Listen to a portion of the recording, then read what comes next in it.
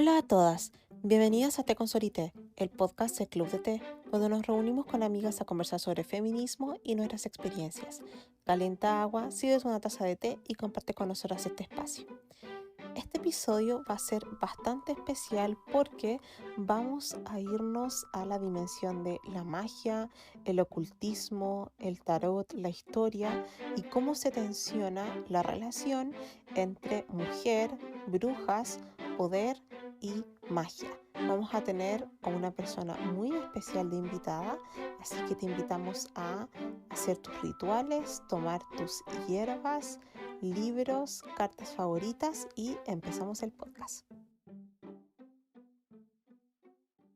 Hola Connie, hola a todas, ¿cómo están? Habla la Cata, bienvenidas nuevamente a un nuevo episodio del podcast de Consorité. Ya estamos llegando casi al final de esta temporada, estamos dentro de los últimos capítulos. Sabemos que es una temporada un poquito más corta, ya que usualmente tenemos temporadas de 20 episodios y este va a ser solo de 10, así que hoy les venimos con uno de los capítulos más interesantes dentro de la temporada, pero porque sin dudas es uno de los que tiene más relación con la temática de nuestra temporada, que es las brujas.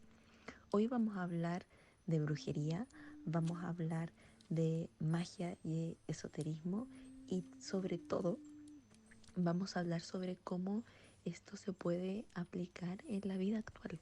Y para eso hoy tenemos invitada a una persona muy especial, que es alguien muy cercano a el Club de Té y que ha participado en muchas actividades presenciales, especialmente dentro del Club de Té.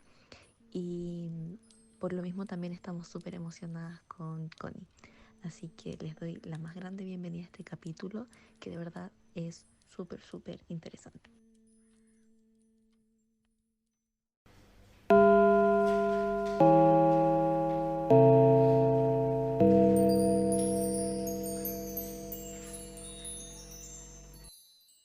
Como ya les introdujimos en la primera parte de este capítulo, hoy tenemos a una persona invitada que nos va a ayudar a hablar sobre este tema. Dentro de nuestro curso o ciclo de brujas, indudablemente teníamos que tener un capítulo que habláramos directamente sobre la magia y también, especialmente, cómo en la actualidad nos acercamos a este tema. Entonces, el invitado que tenemos hoy nos va a permitir acercarnos de primera fuente a esto.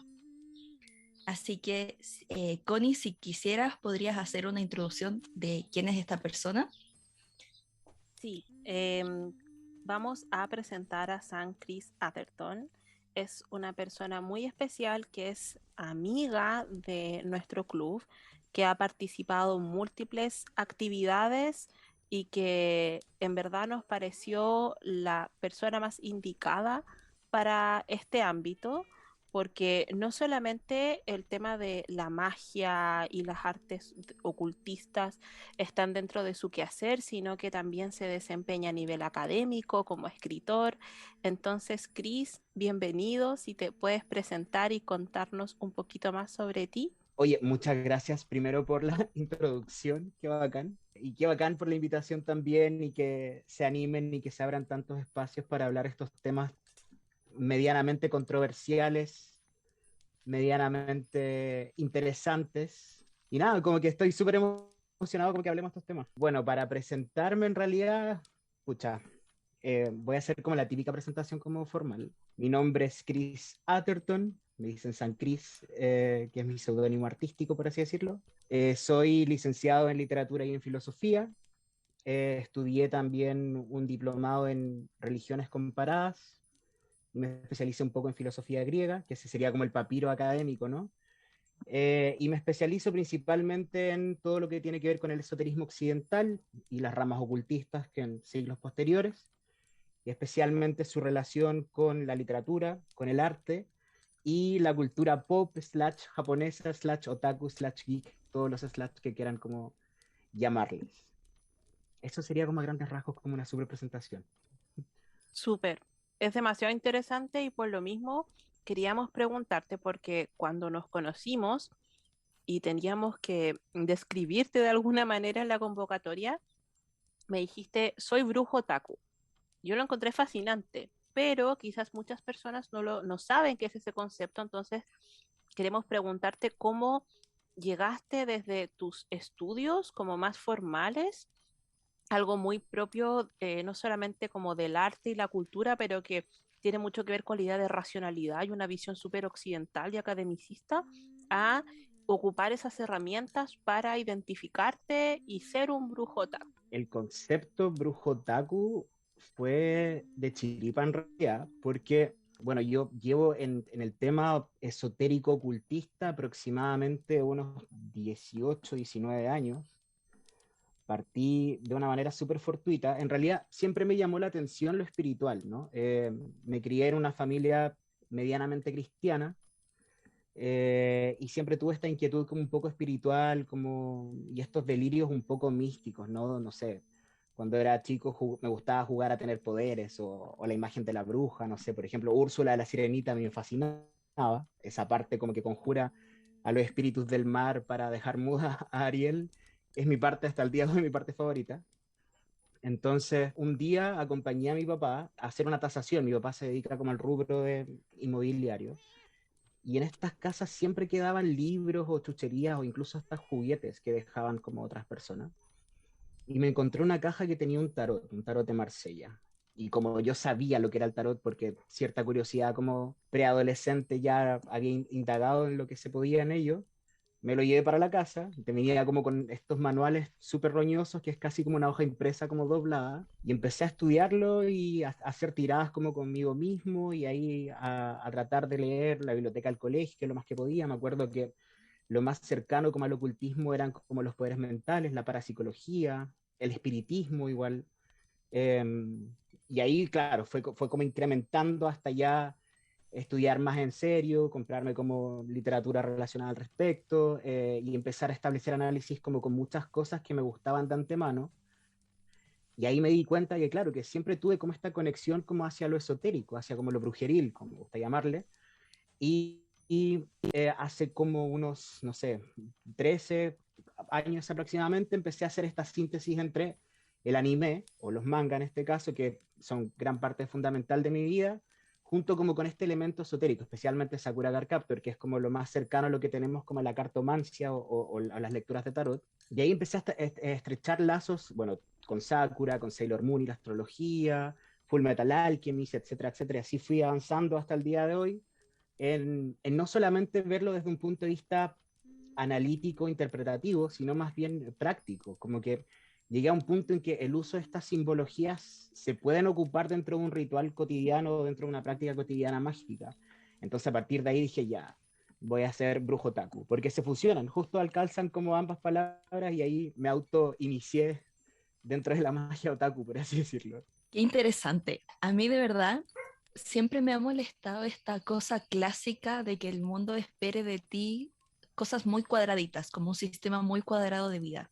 Y creo que de verdad tú eres un ejemplo de cómo se pueden ir mezclando todas las cosas y enriquecer lo que hacemos en base a esa mezcla de elementos. De hecho, por lo mismo me gustaría hacerte una pregunta antes de avanzar como en los temas propios de la magia. Si tiene relación lo que tú estudiaste formalmente con estos gustos y por qué quizás no empezaste desde antes, como por decir un ejemplo, no decidir no estudiar en la universidad y ser más profesional inmediatamente dentro de este rubro de la magia. Yo creo que lo que me preguntáis es algo que todavía me cuestiono. Ya ha pasado harto rato desde que salí de la universidad, pero sí, Perdón. siempre he pensado, no, tranqui, siempre he pensado que cómo hubiese sido el enfoque esotérico, porque si, como les comentaba, mi iniciación, entre muchas comillas, ya iremos a comentar un poco lo que tiene que ver con lo iniciático.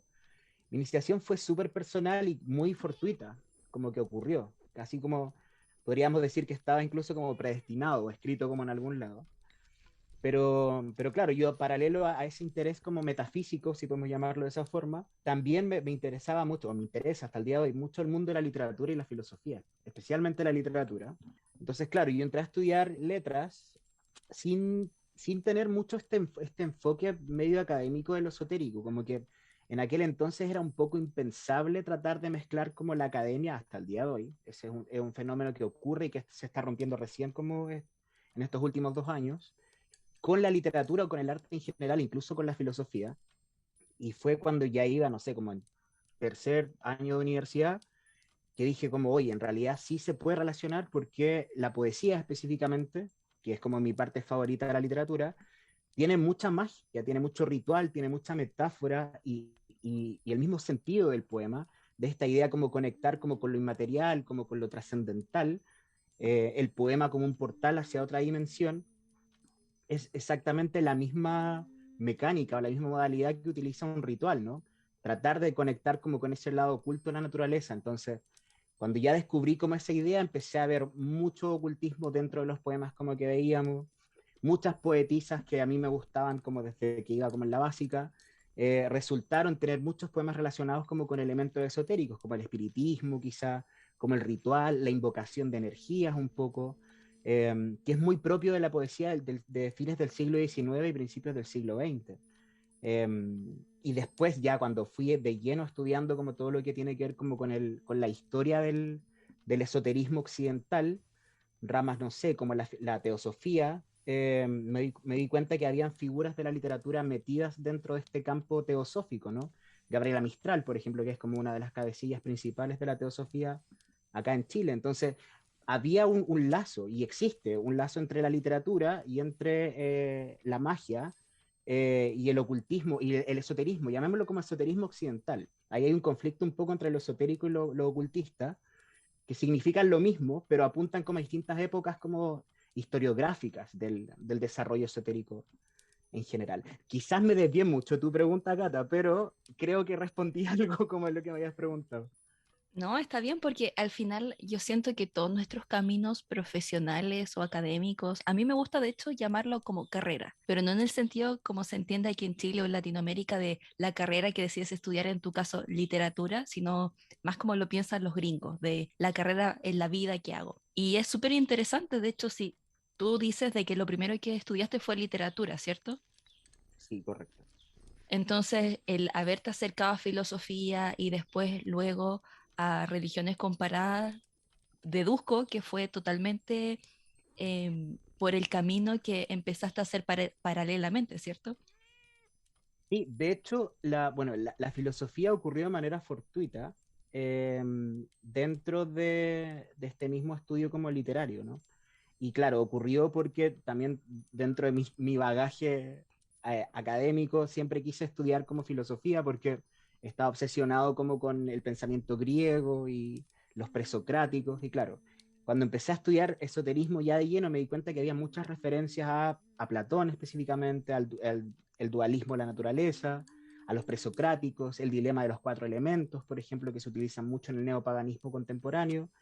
Entonces, claro, como que empecé a tomar el camino de la filosofía y terminé especializándome en pensamiento griego, que es la filosofía como griega probablemente tal, y el tema de las religiones fue exactamente como un fenómeno post tesis, post esoterismo. La tesis que hice como de grado fue la relación de la poesía y el ocultismo. Fue una tesis muy grande para lo que se pedía como dentro de la universidad, que mezclaba tres ejes fundamentales. El primero era una especie de marco teórico que hacía una lectura de la poesía latinoamericana de vanguardia del siglo XX, específicamente chilena, y su relación como con el ocultismo, ¿no? Como con esta idea del poema como una llave ritualística que te permite conjurar cosas, el lenguaje como en el hechizo, en el conjuro, ¿no? La acción de escribir un poema y la transmutación de la página en blanco, como todo eso era parte del marco teórico. Luego venía una traducción que hice de un libro perteneciente como a principios del siglo XX, que se llama La magia, el libro El placer, perdón, de Austin Osman Spare, que es una especie de cabecilla del ocultismo de principios del siglo XX, un ocultismo mucho más liberal, despojado de cualquier simbología rimbombante. Este autor dice que el poder mágico reside en cada persona, destaca mucho la experiencia del trance, el estado alterado de la conciencia. Entonces, este libro tiene una traducción en español que se hizo como en el año 2006, más o menos 2005, y que es una traducción muy estilo Google Translate, ¿no? Entonces era un poco enredada, como que no tenía mucha dedicación. Entonces yo aproveché de traducirlo y lo puse como también en la tesis, para que fuera tesis de traducción igualmente. Y finalmente la tercera parte de la tesis tenía que ver como con una especie de grimorio, como que revelé un poco mi grimorio mágico, mi práctica personal mágica, enfocada en lo que era la creación artística. Entonces hay una serie de rituales, una serie de conjuros, una serie de referencias netamente mágico-rituálicas, en pos de romper como con el estancamiento creativo, que ese era el foco. Yo lo llamé como la bulia creativa en ese caso. Y a partir de ahí, cuando terminé esa tesis, que igual me fue súper bien, como que terminé siendo como una de las mejores tesis de la generación, decidí estudiar religiones comparadas, porque dije que en el fondo es imposible entender el esoterismo occidental y oriental igual, sin entender las religiones y la parte de la espiritualidad de las religiones. Hay mucha religión metida como en la brujería y en la magia, entonces hay que partir como por esas bases, que muchas personas la evitan, pero creo que si se ven como con una altura de miras, como más antropológica y simbólica, hay muchas cosas que rescatar de ahí. Entonces ahí me lancé como a ese mundillo. Estoy muy Bueno, emocionada. pero sí, yo creo que tiene mucho que ver todo lo que estudiaste y sin duda debe haber sido un aporte enorme para tu formación. O sea, creo que eh, esa es la gracia también de como todo tu ser, quizás el cómo se mezclan todas esas cosas, el poder comprender las cosas de distintas aristas. Claro, tal cual. Yo así, lo que sí, cuando mencionaste el tema de Gabriela Mistral y como todo tu viaje, porque en verdad se entiende, quizás es la forma en que nos forman, nos formamos en la academia, por decirlo de alguna forma, que se establece mucho esta división entre binarismos, ¿cierto? Como civilización y barbarie, lo racional y lo irracional, religión y ciencia, y precisamente la figura de Gabriela Mistral es súper potente. Yo también tuve la oportunidad de verlo en el doctorado, en cursos de pensamiento latinoamericano y todo eso, porque hay muchas como dimensiones en el caso de ella en particular, y una de esas es la teosofía y cómo en América Latina había toda una red de intelectuales del arte, de la política, que se vinculaban a través de la teosofía y era como una red global finalmente. Y claro, cuando tú ves como todos estos pasos que vas tomando, finalmente es como, me imagino, un camino de autodescubrimiento y de recolectar herramientas para poder aplicarlas en tu trabajo. Entonces, quería como preguntarte o que más bien nos relataras o explicaras tu visión de por qué hay que romper como con estos binarismos cuando dices que hay mucho de religión en la brujería y todo eso, porque finalmente eso es como eh, statement, así como tan Ujú. nosotros ellos, tiene que ver con decisiones políticas de personas que quieren perpetuar ciertos intereses estando en ciertas posiciones. Sí, hay harto binarismo dentro del mundo espiritual. Yo soy un poco detractor estas fuerzas antagónicas, ¿no? Como religión, paganismo, ¿no? Y creo que la culpa, y aquí si alguien llega a escuchar esto, por favor no me linches o cualquier cosa, yo creo que gran culpa la tienen como el pensamiento judeo-cristiano, ¿no? Específicamente el dogma, más que el pensamiento judeo-cristiano, porque si nos remontamos, no sé, como a la historia de la Iglesia Católica, por ejemplo, es justo el dogma o el avance del dogma quien mete esta idea de que la religión o los cultos religiosos, si lo entendemos como en un lenguaje un poco más arcaico, eh, son opuestos como a los cultos paganos, cuando en el fondo son solo reinterpretaciones, ¿no? Existe un miedo y el dogma se genera en base al miedo, ¿no? El miedo a lo desconocido y la reticencia a conocer igual, como que para el catolicismo salía mucho más fácil reinterpretar la Biblia, reinterpretar toda la simbología y toda esa riqueza esotérica que posee, eh, si la entendemos como una especie de grimorio creado como por estas personas, el miedo como a que este grimorio, que se puede entender como la Biblia, le otorgue más poder personal a quien la lea y se escape como del control como eclesiástico que representa el dogma. Entonces yo creo que estas luchas antagónicas, y por ejemplo en el diplomado se daba mucho esto, había súper poca chance de meter como elementos esotéricos, porque claro, porque se rompe un poco como con los dictámenes que poseen como todas estas religiones, y no hablo solo como del catolicismo, también pasaba en el Islam, por ejemplo, que también tiene una riqueza esotérica súper grande, y que pasa absolutamente en el judaísmo. Si recordemos que existe una rama del judaísmo que es el judaísmo místico, que tiene la cábala, y la cábala la vas a ver como en todo referente como esotérico, desde los estudios más intensos como de la Edad Media hasta Evangelion, ¿cachai? Entonces como es transversal como a todo lo que pueda tener un referente mágico. Entonces, claro, como que este cisma entre lo esotérico y lo religioso se genera a partir de ahí, como de la disposición del dogma o de las personas que generan dogma. Ese es uno de los binarismos que yo creo que hay que romper. Yo creo que es imposible pensar en lo esotérico o querer estudiar o adentrarse como en el mundo del esoterismo, sea occidental o sea oriental, sin dejar de lado la religión. Creo que la religión forma gran parte de esto, como la religión es parte del esoterismo, no es como que el esoterismo sea parte de la religión.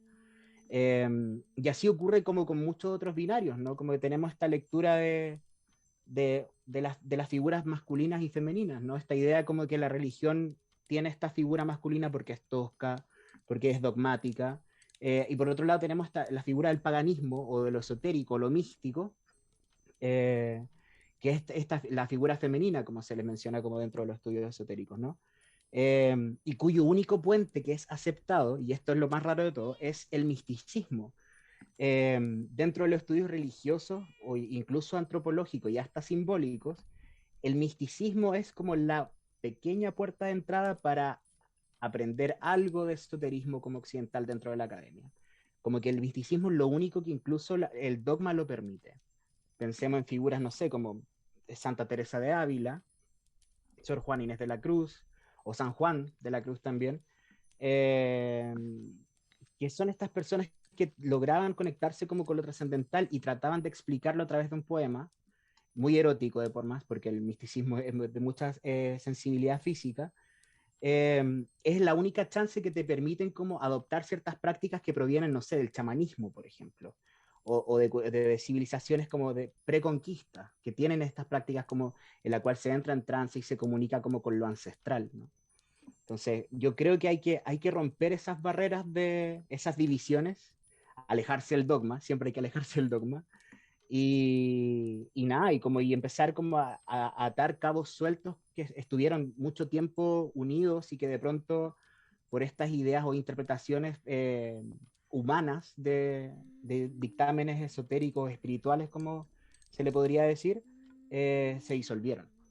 Creo que eso sería como a grandes rasgos como una de las posiciones respecto a esta lucha antagónica entre religión y magia, por así decirlo. Mm. Sí, es como súper fuerte porque está también el rol de la colonización, ¿cierto? Entonces quizás ahí nos ayuda a entender como algunas claves porque cuando, por ejemplo, analizamos la casa de brujas, usualmente siempre está esta figura como de Europa, ocurrió esto por Uh-huh. esta y otra razón, y luego migró a América del Norte y tenemos algunos elementos, pero tampoco conocemos nuestra propia como historia o nuestra genealogía donde hay muchos elementos que validan ese punto, como que tenemos esta imagen muy occidental como de la bruja, por ejemplo, o de la espiritualidad. Mm. De hecho, hay un libro súper bueno que lo escribió un chico, bueno, un tipo en realidad, no un chico, que se llama Sergio Fritz Roa, que yo he tenido algunas pocas oportunidades de compartir con él en una antigua feria esotérica que se hacía como en Concha y Toro, me tocó como exponer y él estaba también él exponiendo. Y él escribió varios libros, uno de ellos tiene que ver como con la recta provincia y la brujería en Chiloé, como esta cofradía de brujos tenía como divisiones en Chile y tenían una propia legislación como interna que tenía que se les decía a la mayoría y que eran todos brujos y brujas. Y tiene otro libro que es muy interesante y que tiene mucha relación con lo que tú estás mencionando, que se llama Magia Austral. Y en lo que hace es una especie de estudio antropológico simbólico, casi filosófico, respecto de lo que implica este pensamiento mágico austral nacional, como habla de los elementos que se utilizan, habla de las mitologías, de los espíritus, y ciertas jerarquías metafísicas que se pueden utilizar potencialmente en un ritual. Se suponía que el proyecto iban a ser 2 libros, teoría y práctica. Solo quedó en el teoría, no sé qué habrá pasado como con la práctica, pero eso sí, si tienen interés respecto a ver cómo estas cercanías, como esta magia más de territorio en el cual vivimos, es un muy buen libro como para iniciarse en eso. Me encantan las recomendaciones, así que muchas gracias. Ya pasando un poco a sacándote de este tema como más pseudoacadémico, ¿nos podrías contar? Es que siento que igual nos alargamos, como que fue una introducción muy larga, pero súper necesaria en todo caso. ¿Cómo podrías contarnos tú lo que haces, a lo que te dedicas en la actualidad, o cómo aplicas realmente esto de ser un brujo otaku? Un brujo otaku. Brujo otaku 24/7. Sí, mira, yo creo que para explicar un poco eso tengo que mencionar algo súper importante que tiene que ver con el secretismo. Existen muchas personas, lo cual yo no digo que esté mal, pero existen muchas personas que tienen su práctica esotérica o práctica ritual o brujeril, como me gusta decir, como la práctica brujeril, muy reservada, muy en el espacio íntimo, como que prefieren que las demás personas no se enteren, lo cual está súper bien. Yo soy súper barroco para el asunto como brujeril, entonces por mí que se enteren como hasta mi abuela. ¿Cachai? Y a partir de ahí tiene que ver como con el rollo del brujo otaku y cómo me gusta como hablarlo abiertamente, ¿no? Porque creo que existe mucho prejuicio al respecto, como con la idea de la brujería específicamente. Eh, y claro, y el hecho de autoproclamarme brujo otaku tiene que ver justamente con eso, como con mi práctica cotidiana. Yo soy una persona que de la mano con investigar todo lo que tiene que ver con el esoterismo, va la práctica igual. He practicado como muchas corrientes esotéricas, muchas corrientes mágicas, y llegué a un punto en que, gracias a la magia del caos, que es una corriente como que a mí me voló los sesos y dije como esto es lo que yo quiero lograr, la cual apunta a que no es necesario quedarse como solo con una línea simbólica o con una línea tradicional, sino que se puede utilizar lo que más resuene contigo, que ese es mi lema como esotérico. Decidí aventurarme a establecer prácticas rituálicas y prácticas mágicas como con símbolos que provenían del anime, específicamente Sakura Card Captor y Sailor Moon. Eh, y de ahí radica el término como brujo otaku, como que ocupo las referencias de ciertos mangas, las cartas Clow, las cartas Sakura. Tengo un tarot que me hicieron mis amigas de Chisa, que es de Sailor Moon, que son los arcanos mayores. Las mismas figuras de la Sailor Senshi, lo que implica, lo que representan. Así sucesivamente, incluso como personajes de Evangelion, lo que se me venga a la mente en el momento, como que lo utilizo dentro de un ritual el cual quiera realizar. Y a partir de ahí, de esa idea como de esta brujería otaku, es como empecé a tratar de trazar un poco el camino como para que la gente se dé cuenta que sí se puede utilizar como estos elementos y lo que resuene contigo, no sé. Yo siempre pongo este ejemplo, si para ti Madonna, por ejemplo, representa todo lo que es el glamour, todo lo que es como sentirse bacán y estar así como completamente desatada por la vida, y necesitáis hacer un ritual que te ayude como a mejorar la autoestima, a mejorar como tu desplante, a sentirte bien como contigo misma, puedes ser a Madonna, podéis prender una vela, podéis mentalizarte, podéis poner música Madonna, podéis entrar en trance escuchando, no sé, Like a Virgin o cualquier canción, y eso va a seguir siendo un ritual, como que no porque utilices una imagen de lo que sea pierde validez o deja de ser menos brujo que, que otro ritual como más en serio, ¿no? Como con el pentáculo y ciertas herramientas mágicas que se tienen que hacer en ciertas conjunciones lunares y cosas así. Creo que depende mucho de la sensibilidad de cada persona y el approach que tienen, como el acercamiento que tienen hacia lo esotérico, hacia el ritual. Y en mi caso, el anime y los mangas es algo que es parte muy importante de mi vida. Entonces, ¿por qué no fusionarlo como con estas prácticas que también son parte fundamental de mi vida? Y ahí, al pavimentar este camino, he hecho pública muchas cosas, no sé, actualmente estoy dictando un curso respecto de lectura de las cartas Clow. La Connie me ha invitado muchas veces a hablar como en varios workshops del tema como del esoterismo y Sakura Card Captor y la importancia que tiene. Estuvimos también en un conversatorio como con las chiques de Sailor Moon Cosplay Chile, donde también estuve hablando de la influencia queer de Sailor Moon y cómo esta idea de Haruka esconde un trasfondo esotérico súper importante, como con la figura de Abraxas y Baphomet, que mezclan como estos elementos masculinos femeninos, pero los convergen como en un solo aspecto. Entonces, claro, si te fijas, hay varios elementos que provienen de la cultura pop, por así decirlo, que tienen un trasfondo esotérico y el cual yo me valgo de eso para utilizarlos. Creo que, creo que me estoy yendo muy en bola como respondiendo, pero se entiende como a lo que quiero llegar. Sí, yo No, está encuentro que bien es porque genial. sí, inspira. O sea, yo creo que algo que pasa en la actualidad o en los últimos 100 años, 200 años de historia, es que la gente ha dejado de unir todos los elementos de su vida y han pasado por otro lado a separar como en esferas. Y eso está mal, porque todos somos como individuos, estamos dentro de un montón de cosas que nos constituyen y que eso nos hace también pertenecer a una comunidad y ser un aporte a la comunidad. Entonces es súper interesante. Voy a empezar a hacer eso con Harry Potter, que es como mi tema de locura.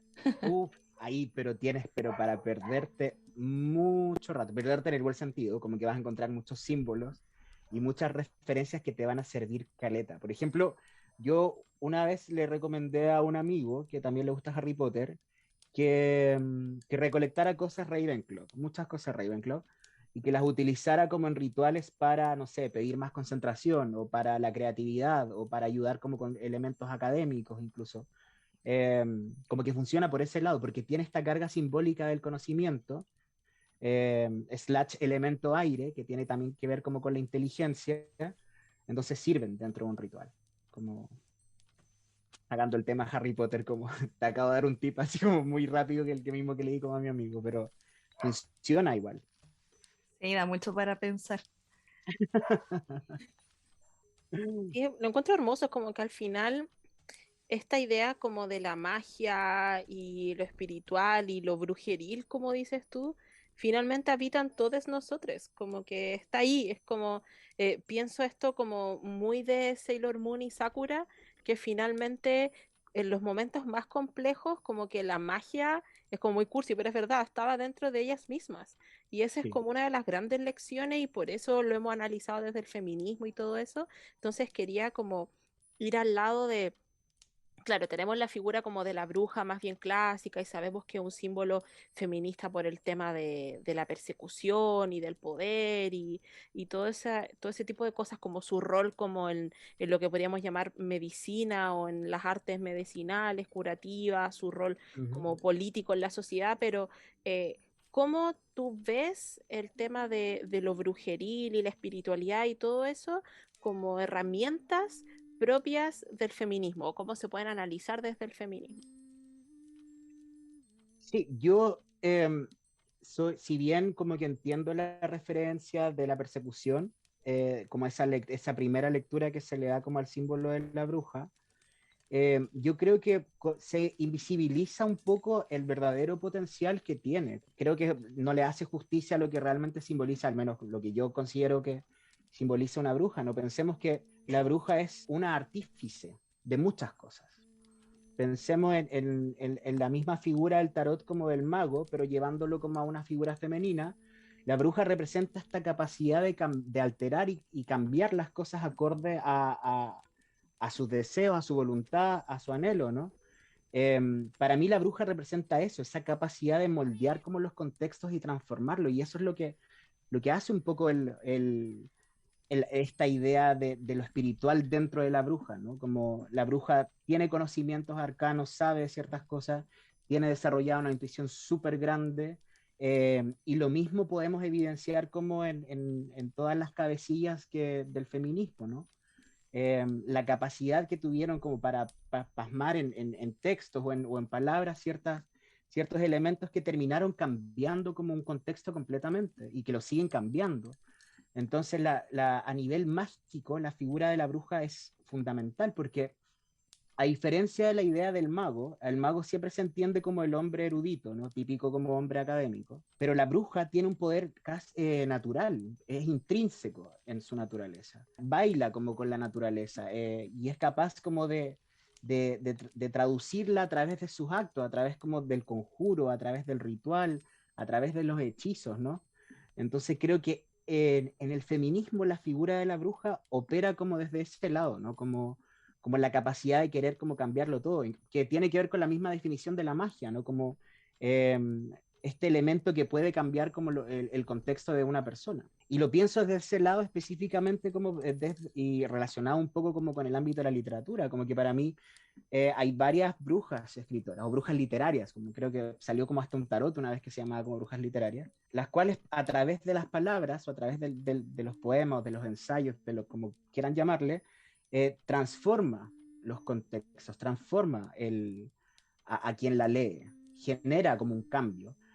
Entonces, no sé, yo, por ejemplo, me acuerdo cuando leí el segundo sexo, la primera vez, así primerísima primera vez en mi vida, yo ya no era la misma persona después. Entonces ahí hay un trabajo mágico, ahí hay, que es de una manera inconsciente, como ahora, igual sería entretenido imaginarse como a la Simone de Beauvoir como haciendo un ritual mientras escribía como el segundo sexo, yo lo encuentro como fantástico, ¿cachai? Pero en la práctica, claro, generan cambios, entonces ahí radica como el poder de la bruja, como esta idea de transmutarlo a través del acto, ¿no? La performance entendida como un ritual igual, si queremos verlo como un poco el feminismo performático. Entonces yo creo que esa es la imagen que se tiene como que destacar y recalcar bastante, como la idea de conjurarlo, la palabra conjuro, ¿no? Como, o el típico decretarlo, que está muy de moda como actualmente, ¿no?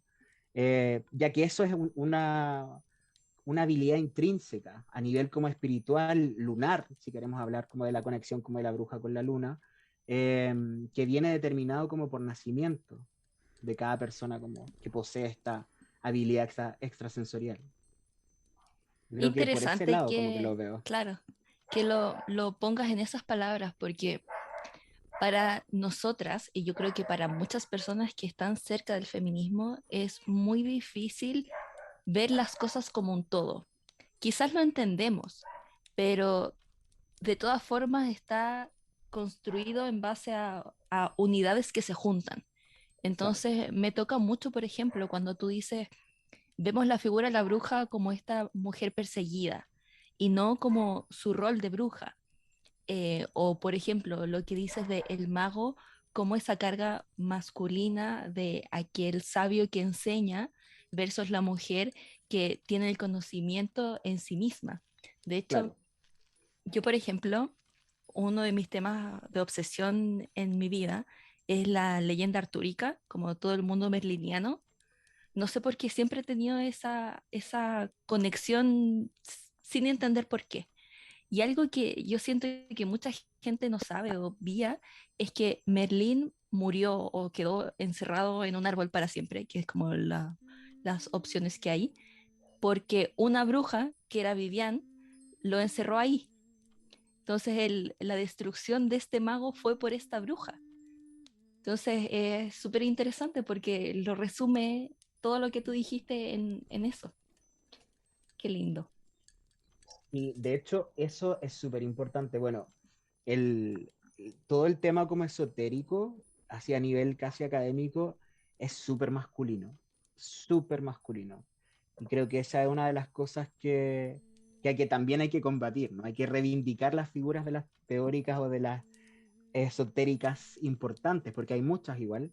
Pero claro, a partir de esos estudios esotéricos surge esta contraposición, esta pugna entre el mago y la bruja, que a mí me parece que responde a los procesos históricos, pero que hay que, hay que erradicarla por completo como actualmente, porque como mencionaba, y como mencionas tú, está esta idea como de Merlín, por ejemplo, que Merlín era como este personaje erudito, un poco torpe, pero que como que conocía muchos secretos. O pensemos, no sé, ya en algo como más pop, como la figura como Doctor Strange en Marvel, ¿cachai?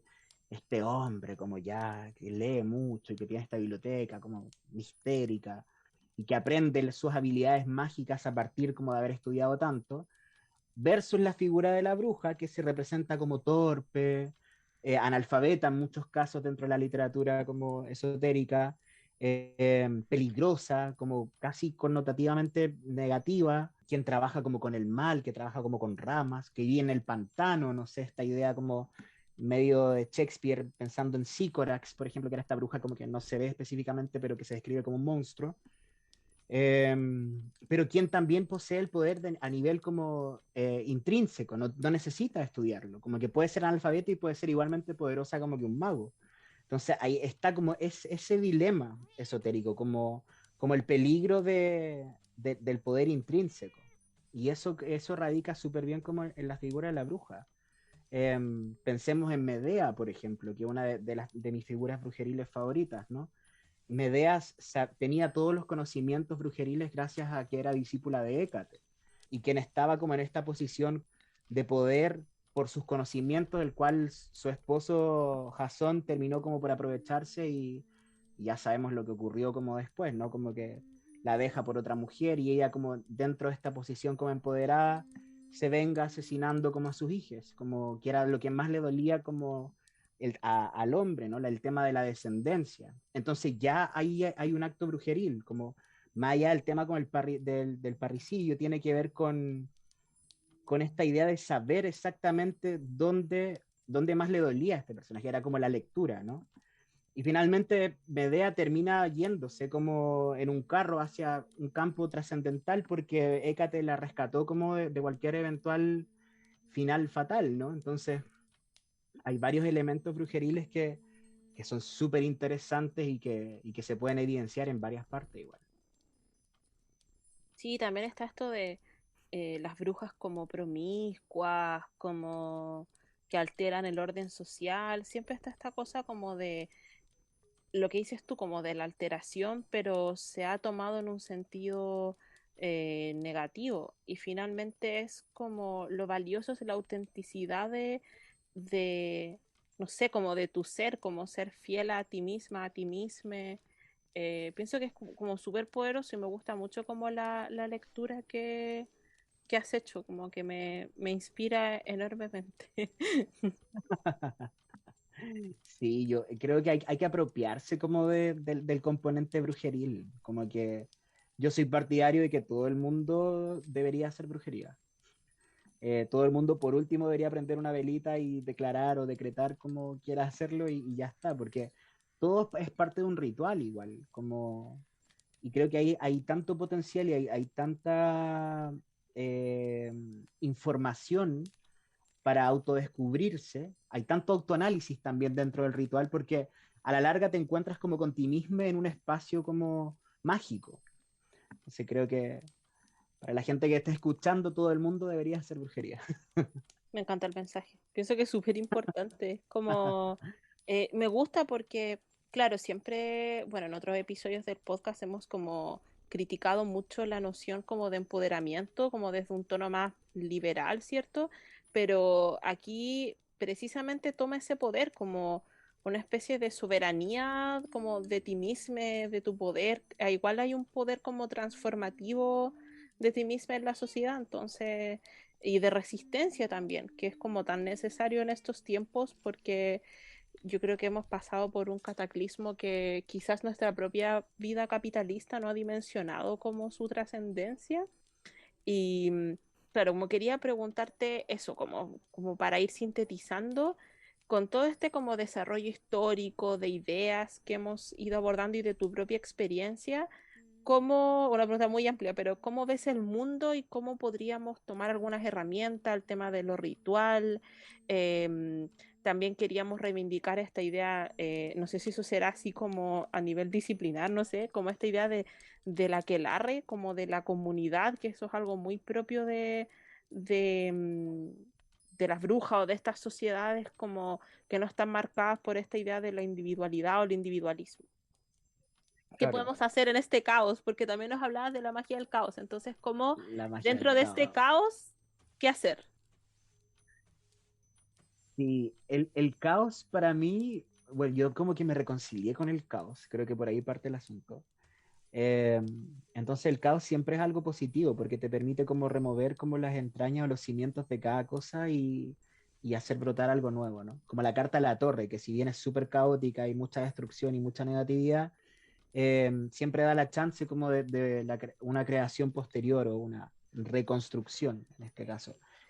Y a partir de ese caos, este tiempo, y sin considerar solamente el tema pandemia o tema como estallido social y todo lo que nos ha acontecido en estos últimos 3 años aproximadamente, eh, yo creo que vivimos en una época o estamos viviendo una época súper rica a nivel como espiritual, no entendido desde un punto de vista como New Age o como neo hippie, sino espiritual en cuanto a lo brujeril, ¿no? Que es lo que nos está convocando como esta vez. Y específicamente más el estallido social, como por el tema del trabajo comunitario, entendido como el aquelarre. La idea del aquelarre se entiende, y hay muchas tradiciones esotéricas y mágicas, por así decirlo, corrientes mágicas, que la idea del aquelarre, o del coven, como le dicen a algunas personas que les gusta más esa palabra, simboliza el trabajo en equipo energético y un cúmulo energético importante. No sé, la Wicca, por ejemplo, trabaja mucho en comunidad porque se genera una potencia energética para llevar a cabo cierto trabajo mágico o conmemorar cierta fecha, no sé. Las danzas en espiral también, etcétera. Entonces, claro, para el estallido social se vio mucho eso, sin la connotación esotérica, pero de algún modo u otro igual estaban haciendo un trabajo mágico. El hecho de juntarse a ir a una marcha, por ejemplo, como con tus amigues y marchar en conjunto y gritar en conjunto y quizás arrancar en conjunto o pintar lienzos o no sé, como planificar ciertos cabildos, cuando está en el tema de los cabildos, también tenía una carga energética súper grande y eran casi, para mí eran como aquelarres, ¿no? Como para mí cualquier trabajo conjunto, como con un objetivo en particular, que sea mutuo, y que sea colectivo también, tiene esta connotación de aquelarre. Entonces, si lo vemos por ese lado, claro, como que hubo un despertar práctico conjunto súper grande, pero y en tiempos de pandemia se vio como frente a la imposibilidad de reunión, que ahí sería como el anti-aquelarre, se dio la capacidad de experimentar ciertas corrientes espirituales o esotéricas indoor, como puertas adentro, ¿no? La otra vez fui a la primavera del libro y me encontré como con Constanza, otra Constanza, que es la editora de una editorial que se llama Cero Ediciones, que es una editorial que se especializa en literatura y japonesa y cultura geek en cuanto al anime y manga. Y ella me contaba que hace poco empezó como a experimentar como con el tarot, ¿no? Y que de pronto sintió la necesidad en periodo de cuarentena y empezó a experimentar. Entonces, creo que el encierro hizo a que todas las personas se enfrentaran a sí mismas y se adentraran como en estos territorios no tan explorados y que generaran sus propios rituales o que se interesaran en leer más al respecto, como que generó esta curiosidad frente a lo desconocido, a lo oculto. Entonces también se transformó como en un periodo súper rico, como que yo de repente hablo con les chiquillos del taller que estoy haciendo respecto a las cartas Clow, y claro, y me cuentan como que la mayoría de sus experimentaciones brujeriles son a nivel súper personal, como encontrar el espacio apropiado, de repente meditar antes de dormir, como cosas de ese tipo que pueden ser súper mínimas, pero que se transforman también como en un potencial trabajo conjunto cuando se pueda hacer trabajo en conjunto. Y, y tomarlo desde ahí, ¿no? Como volver a la idea de la aquelarre, entendiéndolo como este trabajo comunitario, este flujo energético entre varias personas que apuntan a un objetivo principal, ¿no? Y creo que bajo todos estos elementos, tanto lo que mencionamos con la colectividad, como el trabajo como puertas adentro y estos descubrimientos esotéricos pequeños que nos ha permitido la cuarentena y el encierro como en estos tiempos, generan una época súper rica para estos temas y una época en que se ha vuelto como a revivir el interés como por el esoterismo o por la magia, como se le quiera llamar, tanto desde una perspectiva teórica, académica, como desde una perspectiva experiencial práctica. Y ambos casos es súper rico como saberlo y darse cuenta de eso también. Eso es totalmente cierto. Y yo creo que ese casi recorrido histórico que hiciste es súper lógico. O sea, el estallido social simbólicamente fue un despertar, pero también dentro del caos. Y esta ansiedad propia de la agitación hacía que, siento yo, estuviéramos mucho menos conscientes de nosotros mismos, sino que enfocados 100% en la comunidad, ¿cierto? Sí. Y yo creo que el remesón que fue la cuarentena, y pienso la cuarentena de encierro, permitió que nos fuéramos hacia el individuo, hacia adentro, pero no desde un punto de vista egoísta, sino que literalmente como limpiándonos a nosotros mismos. O sea, a mí me pasó, yo me fui al campo en la cuarentena y estuve 7 meses en el campo, literalmente viviendo en la nada. Y eso fue mucho más evidente aún, el cómo, yo siempre digo, para mí la cuarentena fue un retiro espiritual de 7 meses. Y yo creo que, claro, yo igual fui una persona privilegiada, pero a la mayoría de las personas la cuarentena les obligó a hacer una revisión, una introspección, que lo que sucedió al final fue hacer este reconocimiento y conectarnos más con nosotros mismos. Y creo que el irnos más a este estado casi de naturaleza, pero también de sincerarnos con nosotros mismos, es lo más fundamental de el poder lograr esta conexión, creo yo. Porque empezamos a darnos cuenta de que lo que creíamos que era importante o las cosas a las que aspirábamos no son necesariamente la que realmente queremos o la que yo, o al menos a mí, a mí me pasó de esta forma, que son las que realmente necesitamos para la vida. Entonces, yo siento que muchas veces el acercarnos a estos temas nos ayuda a eso, a la conexión.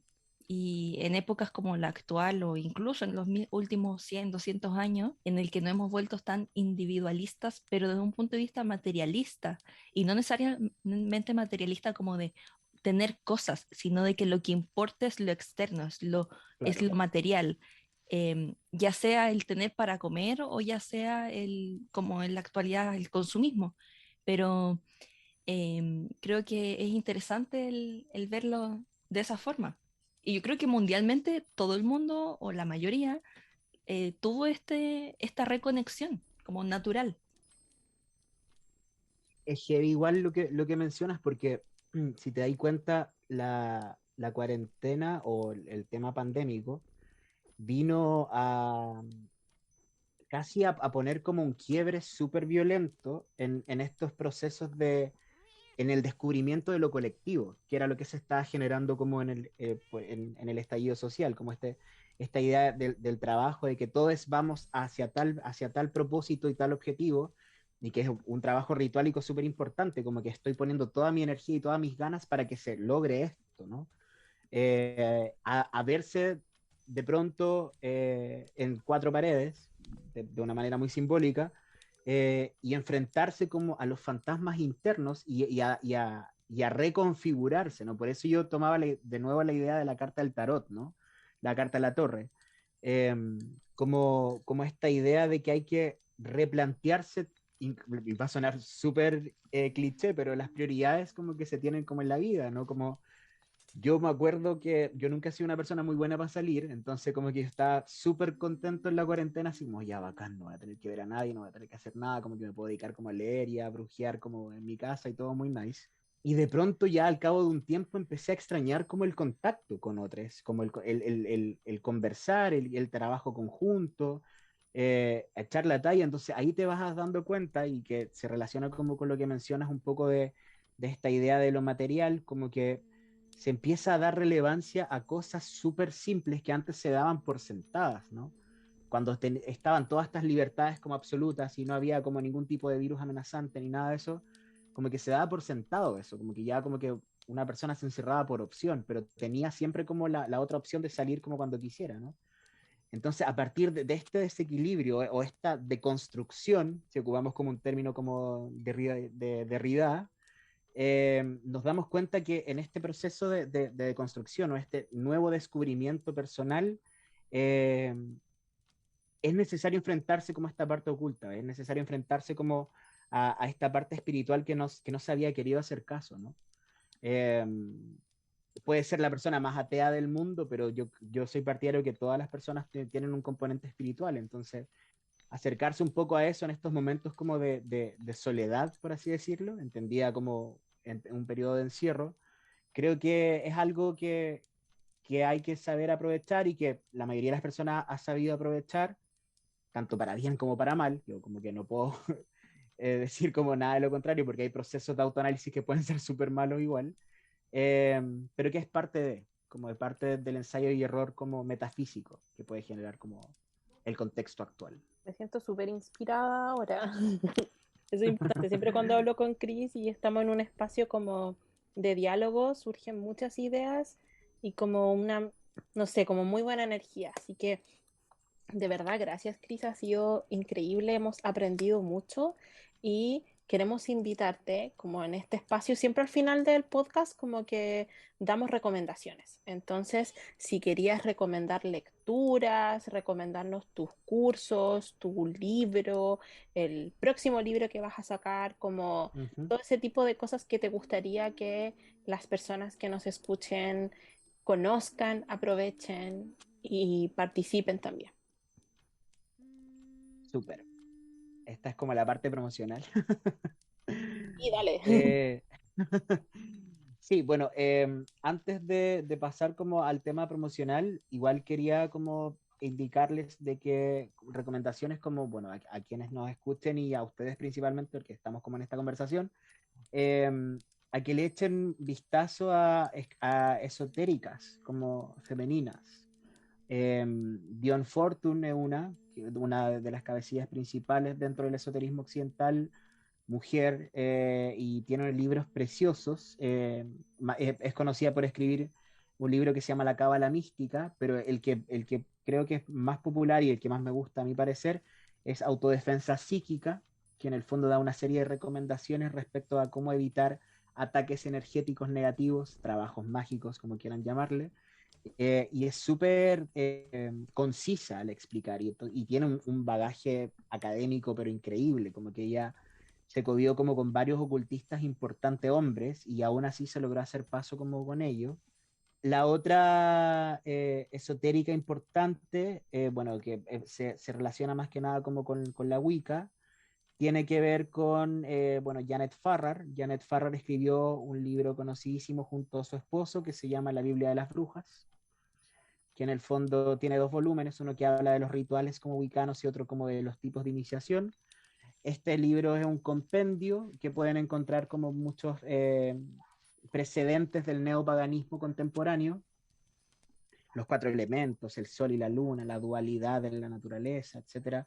Y es muy interesante ver cómo tienen esta predominancia femenina, porque la Wicca, si bien cree en la dualidad masculino-femenino, tiene una predominancia femenina muy importante. La deidad femenina es fundamental como para cualquier tipo de proceso mágico. Y mi última recomendación como pues, de este bloque de esotéricas está dividida en dos autoras. Una es Elena Petrovna Blavatsky, que yo creo que ya mucha gente la debe haber escuchado, que es la cabecilla de la Sociedad Teosófica en el mundo. Ella escribió un libro que se llama, que es muy largo, que es La Doctrina Secreta, que es como su opus magnum, pero el que les quiero recomendar se llama La Voz del Silencio, donde habla como de las claves de la teosofía y cuáles son como los preceptos fundamentales. Y la otra autora que también es teósofa, porque la teosofía tiene como figuras femeninas muy importantes, es la Annie Besant, favorita de Gabriela Mistral, una mujer fascinante. Yo creo que de ella les diría como leanlo todo, todo lo que encuentren, porque igual es súper difícil encontrar como en físico obras de la Annie Besant, pero en internet hay varias. Ella tiene unos estudios muy acabados respecto como del hinduismo y la perspectiva mística del hinduismo y cómo esta idea de la transmutación del alma o el desdoblamiento, como se le llama normalmente, es fundamental como para el autodescubrimiento. Y eso es algo que caló muy hondo como en Mistral igual. Hay muchos poemas de Mistral que tienen que ver como con estos preceptos de la Annie Besant. Eso en cuanto a recomendaciones teórico-literarias. eh, y ahora como la parte promocional. Sí, yo, bueno, publiqué un libro, a todo esto, estos libros que le mencioné, La Biblia de las Brujas y Autodefensa Psíquica, pueden encontrarlo en la editorial Hechiza, que es la que publicó también mi manual de lectura y trabajo mágico con las cartas Clow Sakura. Así que también pueden encontrarlo ahí. Los chiquillos son bacanes, editan siempre libros que cuesta un mundo encontrarlos y a precios muy bacanes y todo muy autogestionado. Eh, y por otra parte, claro, el próximo año, si el Cosmos lo permite, voy a publicar otro libro por parte de Editorial Cero Ediciones, que se llama Otaku Craft, que sería como la traducción como de Brujo Otaku, eh, que habla respecto del anime desde el lente del esoterismo, y es una serie de ensayos de varios animes como, no sé, Madoka Mágica, Sailor Moon, Berserk, Line, Full Metal Alchemist, Saint Seiya, Digimon, incluso Sakura Card Captor, porque no puedo evitarlo, tiene que estar ahí siempre. Respecto del esoterismo tanto occidental como oriental, hay varios ensayos y varios aspectos prácticos que se pueden llevar a cabo que tienen que ver como con el trasfondo, con ciertos simbolismos, incluso ciertos análisis como que responden a corrientes esotéricas. Ese lo estoy trabajando, bueno, estoy en la parte de corrección actualmente, así que si el Cosmos lo permite, saldría el próximo año para que también le echen un vistazo. Probablemente es una de mis obras más importantes, porque me demoré harto escribiéndolo y viendo el anime y leyendo mangas como para poder como hacerlo. Y respecto a los cursillos Clow o todo lo relacionado como con las cartas Sakura, las cartas Clow, bueno, está mi Instagram, yo en Instagram soy Sailor Satan, Sailor.satan. Ahí pretendo hacer otra versión como estos cursos Clow porque creo que tuvo un recibimiento súper bueno. Pero claro, ahí siempre estoy subiendo como información, tanto en mis publicaciones como en mis historias, como etcétera. En caso que les llame la atención, también ofrezco lecturas a veces, cada cierto tiempo, cuando tengo tiempo, valga la redundancia, para que me contacten por ahí. Y bueno, y también paralelamente estoy trabajando en otro proyecto que se falta harto para que vea la luz, pero en caso que les interese, tanto a ustedes, chiquillas, como a la gente como quien escuche, estoy trabajando en una antología poética. Estoy analogando distintos poemas que tienen una lectura esotérica, sobre todo como poesía chilena del siglo XX, fines del siglo XIX y siglo XX probablemente tal, con enfoque más que nada en poetisas, como que las poetisas tienen como una cercanía mucho más directa con lo esotérico que, que la poesía masculina. El hombre es como un poco más reticente como estas cosas, un poco más terrenal, pero igual está. Entonces estoy trabajando en eso, espero que salga a la luz pronto igual en algún lugar para que comencemos a hablar de literatura y ocultismo. Creo que es algo que se tiene que trabajar no solo en la academia, sino también en los espacios en los cuales haya como conversación o interacción y compartir como toda la información necesaria. Eso, ese sería como el bloque promocional. Me encanta, estoy demasiado feliz. O sea, todo tu trabajo es fascinante, pero como ya de escucharlos un poquito más concretos desde la última vez que hablamos, yo tengo el primer libro de Chris y es increíble y es muy inspirador. Y estoy segura que tus próximos trabajos y proyectos van a ser igual y más increíbles, así que de verdad les recomendamos que sigan a Chris, que participen en sus talleres, que estén pendientes de sus avances. Además que siempre en Instagram veo que Cris está compartiendo contenido, nos explica muchas cosas. Entonces, me encanta esa versión como de pedagógica que hay en ti, así que también es muy hermoso. Y nada, gracias. Ha sido un capítulo muy inspirador. Estoy muy feliz y nada, sé que nos vamos a estar viendo siempre. El tema de la presencialidad igual me tiene como motivada en ese sentido, como de reunirnos, como pienso que hay una energía ahí bien interesante. El aquelarre. Sí, y estoy segura que vamos a seguir haciendo muchas cosas en conjunto. Así que un abrazo grande y muchas gracias a todos por escucharnos y ya la próxima semana nos escuchamos nuevamente en Te con Sarité. Un abrazo, Mu- adiós. Muchas gracias, Cris. Adiós. Chao, que estén bien. La sesión de hoy ha terminado. Esperamos que hayas disfrutado este episodio de Te con Sorité y nos sigas acompañando la próxima semana. Recuerda que publicamos un nuevo episodio cada viernes en todas las plataformas y no olvides seguirnos en nuestras redes sociales como @leclubdt y visitar nuestro sitio web www.leclubdt.cl. Abracito y nos escuchamos la próxima semana. ¡Adiós!